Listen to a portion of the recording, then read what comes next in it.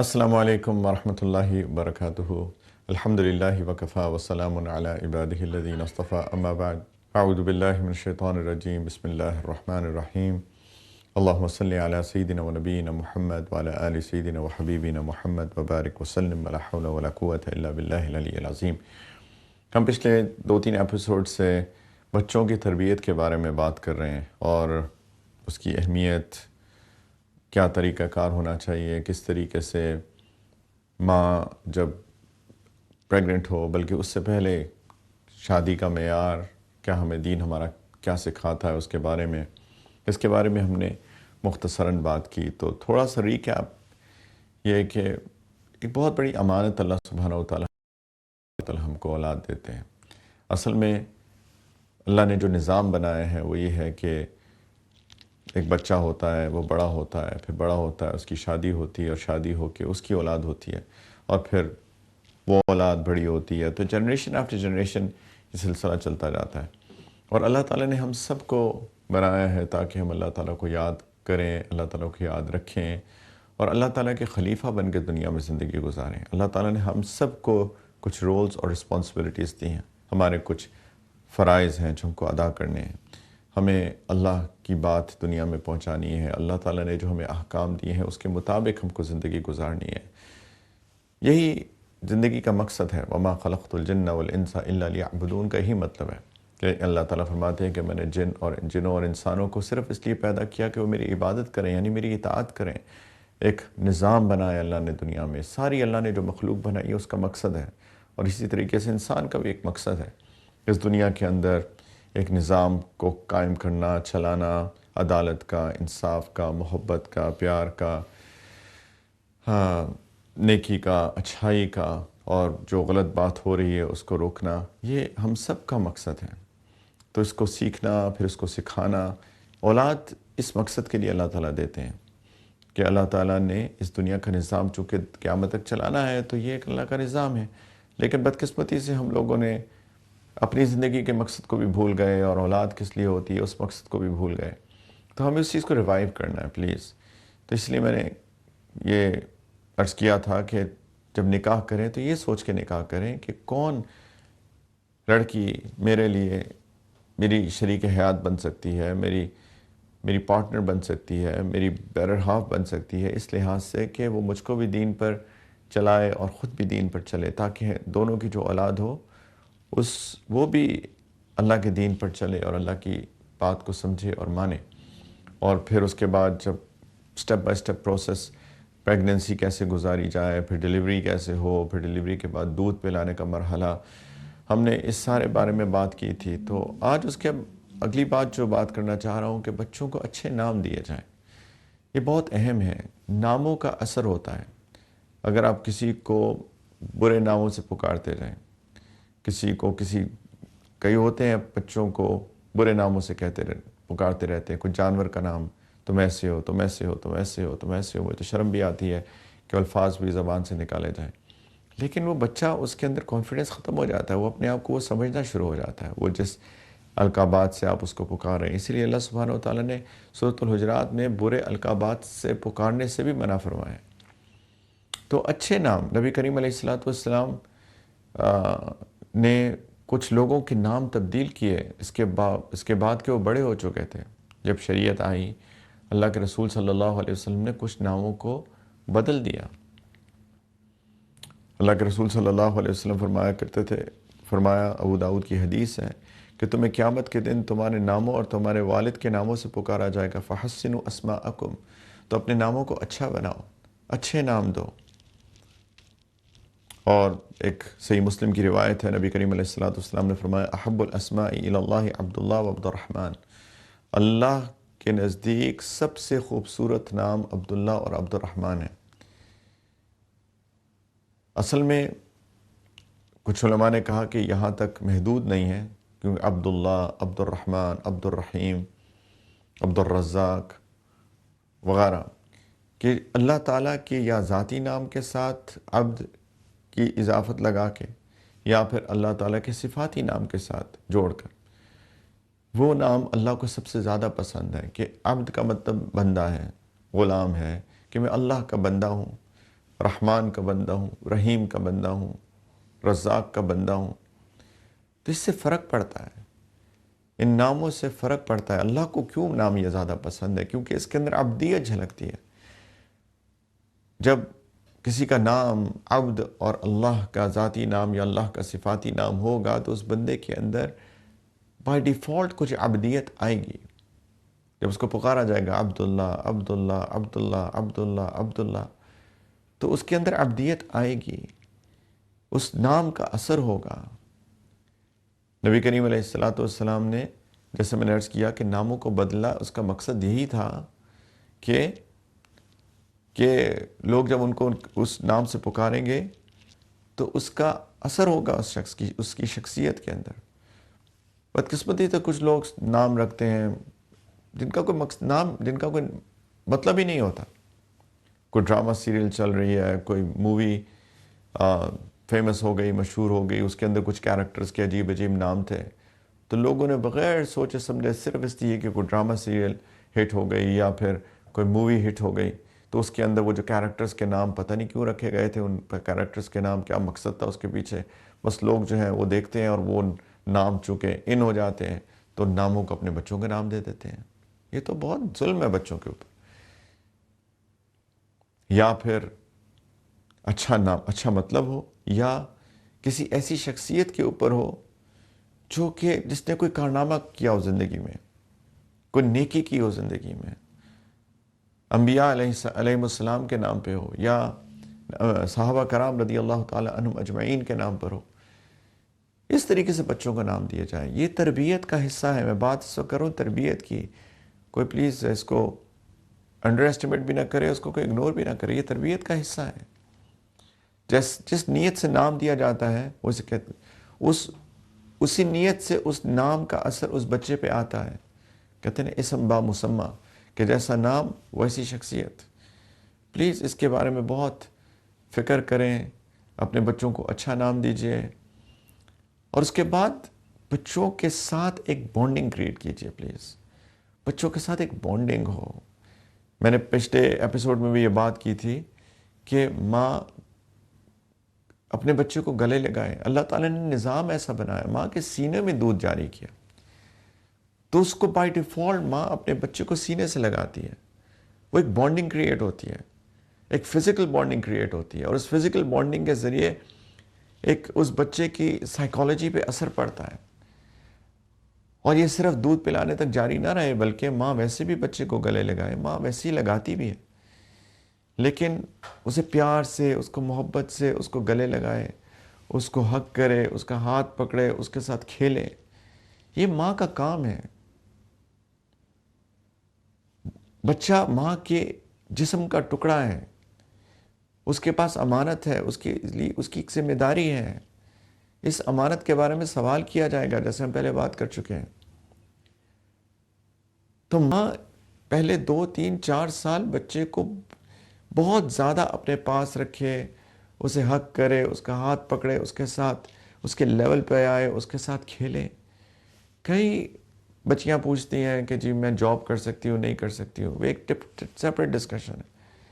کچھ ایسے پروفیشنز ہیں جہاں پہ خواتین کی ہم کو ضرورت ہے، ہمیں ڈاکٹرز کی ضرورت ہے، ہمیں ریڈیولوجسٹ کی ضرورت ہے، ہمیں ٹیچرز کی ضرورت ہے، ہم کو نرسز کی ضرورت ہے وغیرہ، لیکن not at the cost of ہمارے بچے۔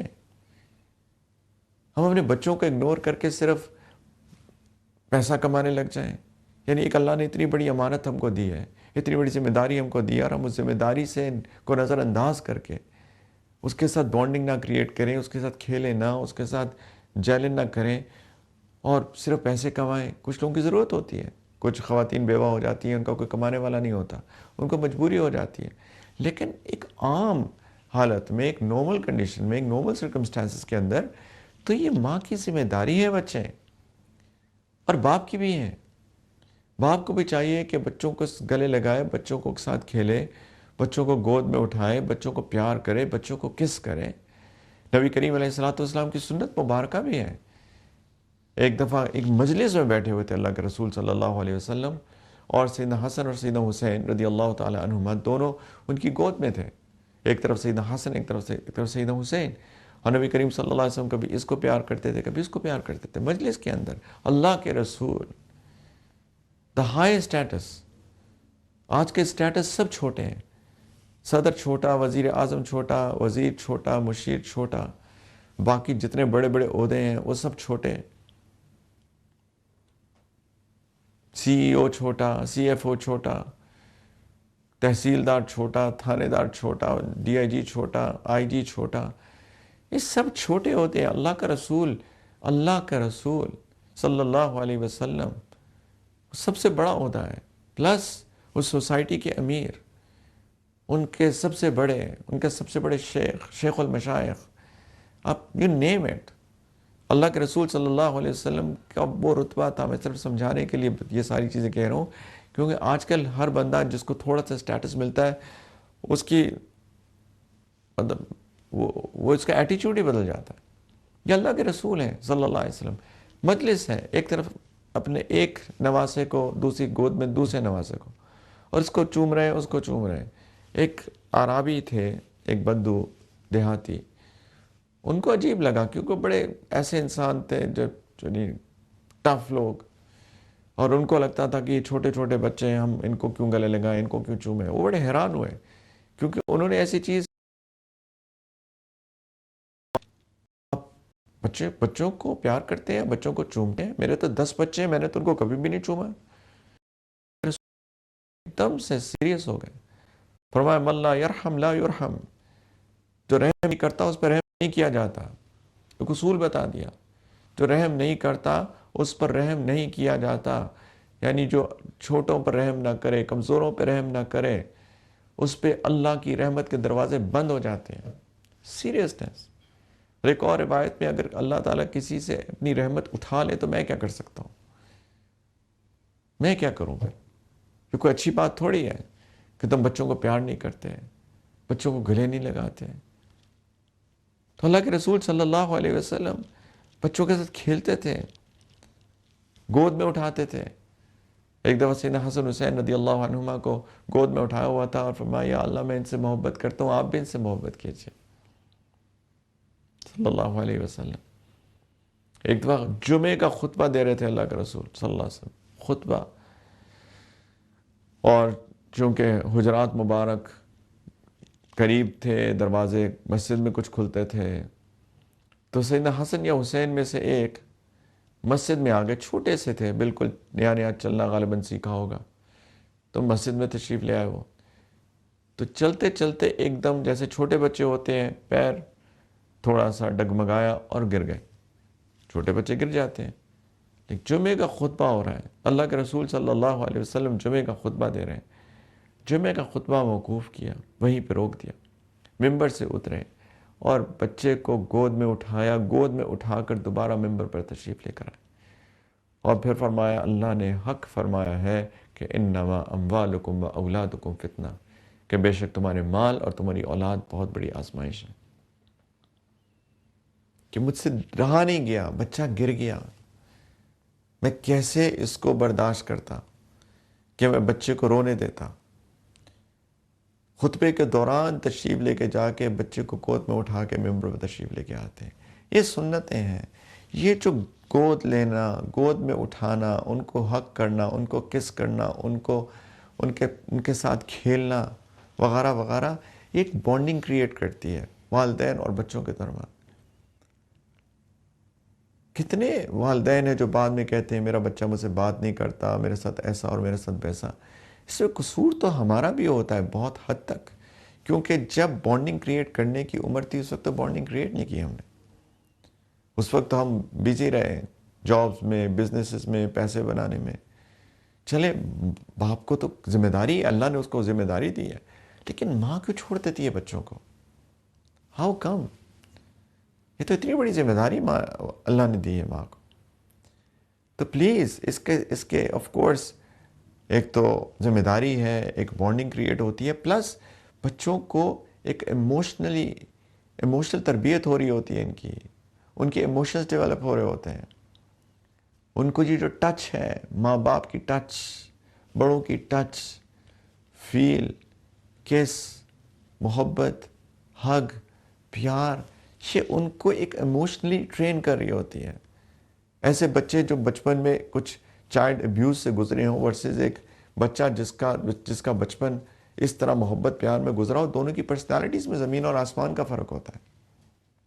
ہم ان کی پرسنالٹی ڈیولپ کر رہے ہیں، ان کی تربیت کا حصہ ہے، یہ ہماری ذمہ داری ہے.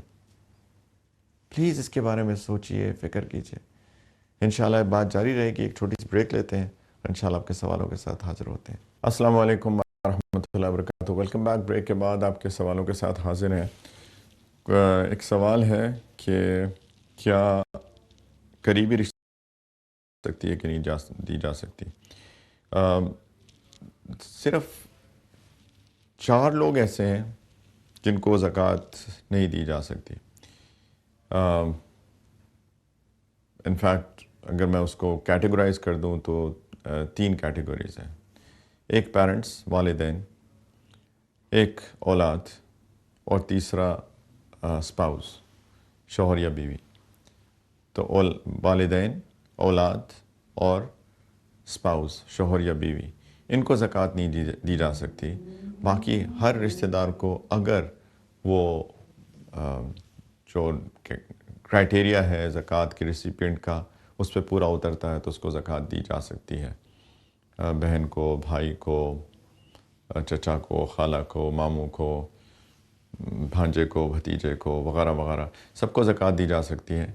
جیسے میں نے کہا کہ اگر وہ ان سارے کرائٹیریاز پہ پورا اتر رہا ہے جو کہ زکوٰۃ کے قبول کرنے کے لیے ضروری ہے. اس میں موٹی موٹی بات تو یہی ہے کہ اس کے پاس نصاب کے برابر، اور نصاب ہے 612 گرام چاندی، اور بہت مجبوری کی حالت میں 87 گرام سونا. تو اگر اس کے مطابق 612 گرام چاندی سے اس کے پاس کم یا سونا یا کیش یا چاندی، یا پھر اگر اس کے پاس کوئی مال تجارت ہے اس کی ویلیو، یہ ساری چیزیں ملا کر اگر اس کے پاس 612 گرام چاندی سے کم قیمت کے ہیں تو وہ صاحب نصاب نہیں ہے. اس کے علاوہ ایک اور چیز جو آپ نے دیکھنی ہے کہ اس کے پاس کوئی ایسا لگژری آئٹم تو نہیں ہے جو اس کی ضرورت نہ ہو. مثال کے طور پہ لوگوں کے پاس پلاٹس ہوتے ہیں، لینڈس ہوتے ہیں، لوگوں کے پاس گھر ہوتے ہیں. یہ بھی ہو سکتا ہے کہ 2 گاڑیاں اس کے پاس ایسی بلا وجہ، یعنی اس کو ضرورت نہیں ہے، صرف ایک گاڑی اس کی ضرورت پوری کر رہی ہے. تو دیکھنا ہے کوئی لگژری آئٹم اس کے پاس تو نہیں ہے. اگر تو لگژری آئٹم ہے اور وہ 612 گرام چاندی سے اس کی قیمت بھی زیادہ ہے، یعنی نصاب سے اوپر اس کی بھی قیمت ہے، تو تب بھی اس کو زکوٰۃ نہیں دے سکتے. اس کو چاہیے کہ وہ اپنا پلاٹ بیچ دے، اپنا گھر بیچ دے اگر اس کی کوئی ضرورت ہے. تو ہم اس کو قرضہ دے سکتے ہیں، لیکن اگر ہم زکوٰۃ کی بات کر رہے ہیں تو پھر اس کے پاس نہ تو سونا، نہ چاندی، نہ کیش، نہ مال تجارت، ان سب کو ملا کے نصاب سے کم ہونا چاہیے، 612 گرام چاندی کی قیمت سے کم ہونا چاہیے، یا پھر اس کے پاس کوئی لگژری آئٹم بھی ایسا نہ ہو جو کہ نصاب کے اماؤنٹ سے کے برابر یا اس سے زیادہ ہو، تو تب اس کو زکوٰۃ دے سکتے ہیں. اور جیسے میں نے عرض کیا کہ جو سوال تھا کہ رشتہ داروں کو بالکل دے سکتے ہیں، صرف والدین کو نہیں دے سکتے، اولاد کو نہیں دے سکتے، اور بیوی شوہر کو نہیں دے سکتی، شوہر بیوی کو نہیں دے سکتا. اس میں تھوڑا سا اختلاف رائے ہے، ڈیفرنٹ اوپینین ہے، لیکن میں نے ایک اوپینین آپ کو بتایا ہے، اور اسی پہ انشاءاللہ ہم سٹک رہیں تو فائدہ ہوگا انشاءاللہ. ایک اور سوال یہ ہے کہ کیا ہم آرگن ڈونیشن کر سکتے ہیں، اور کیا ہم آرگن ڈونیشن کی ول لکھ سکتے ہیں کہ نہیں. دیکھیں، ایک چیز سمجھیں کہ ہمارا یہ جسم ہے نا، یہ اللہ کی طرف سے ہمارے پاس امانت ہے. یہ ہمارا نہیں ہے، یہ میرا نہیں ہے، میں نے تو نہیں بنایا اس کو، میرا تو کوئی اختیار ہی نہیں ہے اس کے اوپر. میں کیا میرا دل دھڑک رہا ہے، وہ دھڑکے گا تو دھڑکے گا، اگر نہیں دھڑکے گا تو نہیں دھڑکے گا. میں کیا کر سکتا ہوں؟ اندر سارا جو نظام چل رہا ہے میں اس کو مینٹین کر سکتا ہوں، میں ایکسرسائز کر سکتا ہوں، اچھا کھانا کھا سکتا ہوں، وہ جو مجھے کرنا چاہیے. یہ میرے اوپر میری ذمہ داری ہے کہ میں اچھا کھاؤں اور ایکسرسائز کروں، اپنے جسم کا خیال کروں. یہ میرے دین نے مجھ کو حکم دیا ہے، تو میرے لیے لازم ہے کہ میں اپنا خیال کروں. اس لیے خیال کروں کیونکہ یہ اللہ کی طرف سے میرے پاس امانت ہے، اس امانت میں خیانت نہ کروں. اس لیے جو جسم کو نقصان پہنچانے والی ساری کی ساری چیزیں ہیں وہ اسی لیے وہ جائز نہیں ہے کیونکہ یہ میرا جسم نہیں ہے. جب میرا جسم نہیں ہے تو میں اپنے جسم کی کوئی چیز کو کسی کو کیسے دے دوں؟ لیکن فقہا نے یہ لکھا ہے کہ اگر اس چیز کی گارنٹی ہو، یقین ہو کہ کسی کا اگر کوئی آرگن فیل ہو جاتا ہے اور میرا آرگن اس طور پہ میں اس کو دے دوں کہ اس کی زندگی بچ جائے اور مجھے نقصان نہ ہو، مثال کے طور پہ خون، اگر ایک ایک مقدار میں خون نکال لیا جائے میرے جسم سے اور کسی اور کے جسم میں ڈال دیا جائے تو میری موت واقع نہیں ہوگی، مجھے تکلیف نہیں ہوگی، تو اس لیے کیونکہ دوسرے کی جان بچ جائے گی. اگین جان دوسرے کی اہم ہے، اس کی زندگی بچانا اہم ہے، اس حال میں کہ میری زندگی کو کچھ نہ ہو رہا ہو.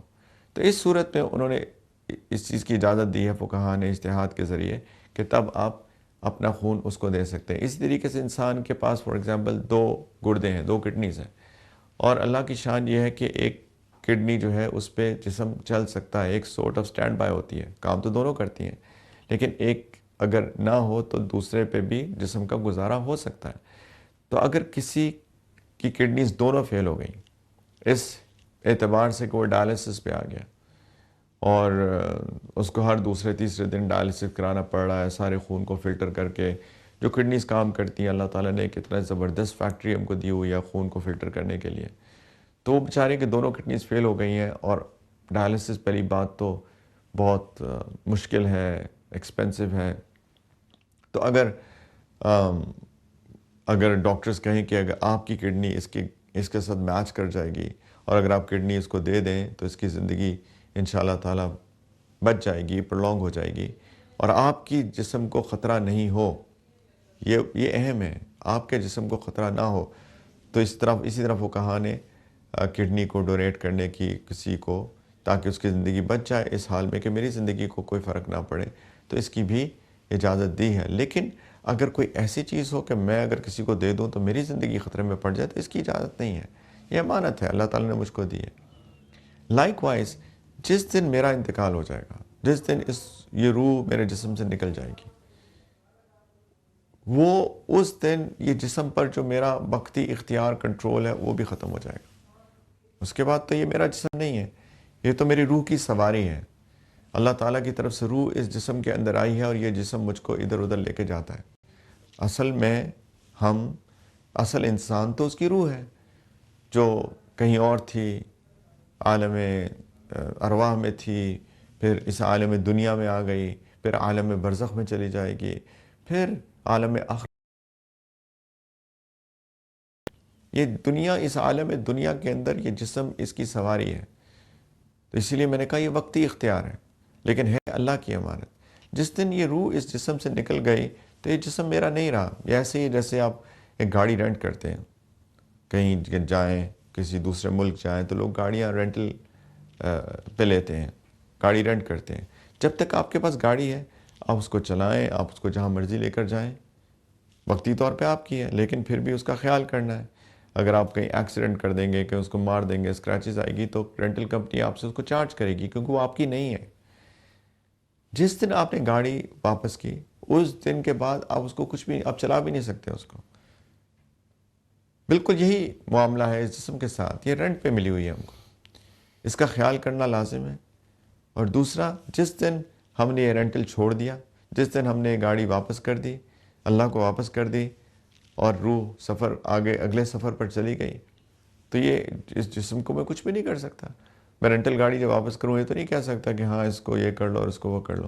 لائک وائز میرے انتقال کے بعد میں کیسے کہہ سکتا ہوں میری آنکھیں اس کو دے دو، میری کڈنی اس کو دے دو، میرے لیور اس کو دے دو؟ یہ نہیں کر سکتا میں. پلیز اس چیز کو، کانسیپٹ کو سمجھیں.